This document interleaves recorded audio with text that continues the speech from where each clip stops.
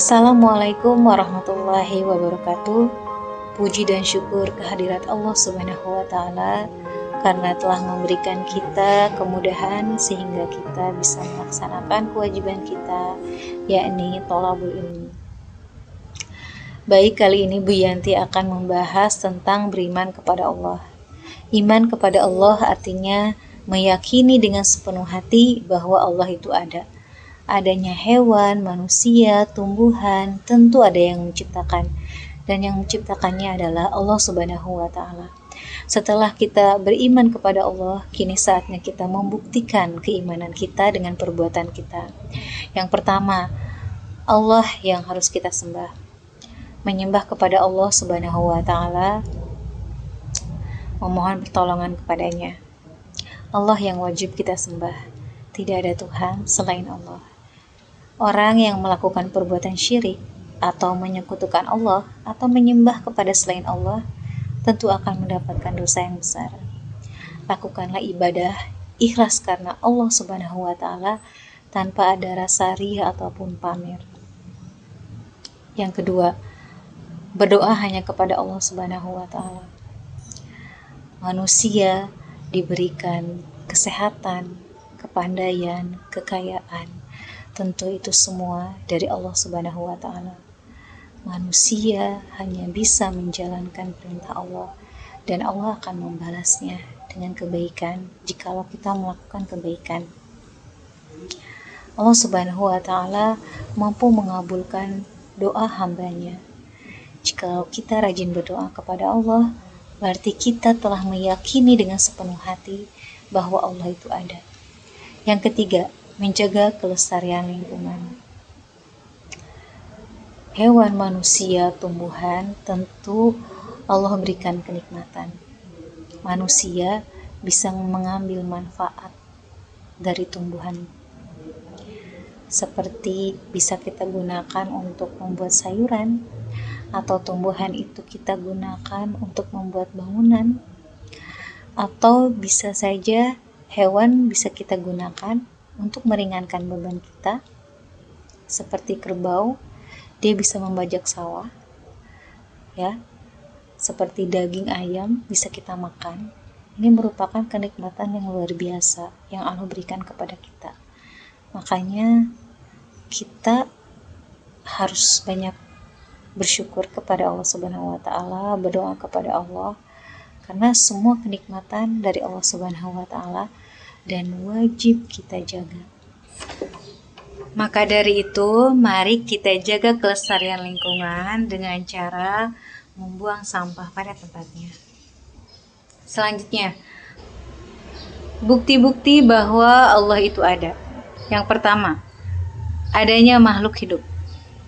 Makhluk hidup terbagi kepada dua bagian, yaitu makhluk yang hidup di alam nyata, seperti hewan, manusia, tumbuhan, dan makhluk yang hidup di alam gaib, seperti malaikat dan setan.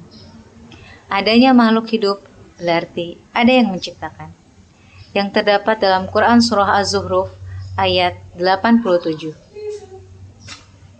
A'udzu billahi minasy syaithanir rajim.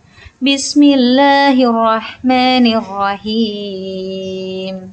Wala in sa'altahum man khalaqahum la yaqulunna Allahu fa anna yufakun.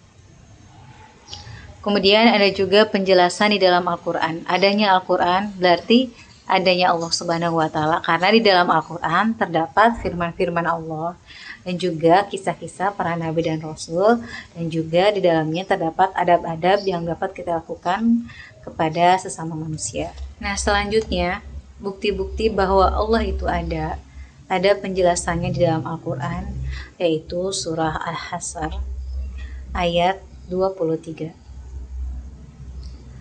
A'udzu billahi minasy syaithanir rajim. Bismillahirrahmanirrahim.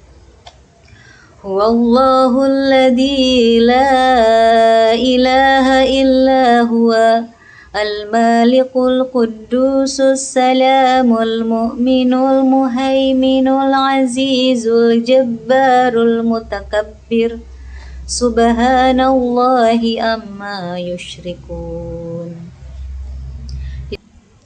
Seluruh alam semesta Allah yang menciptakan.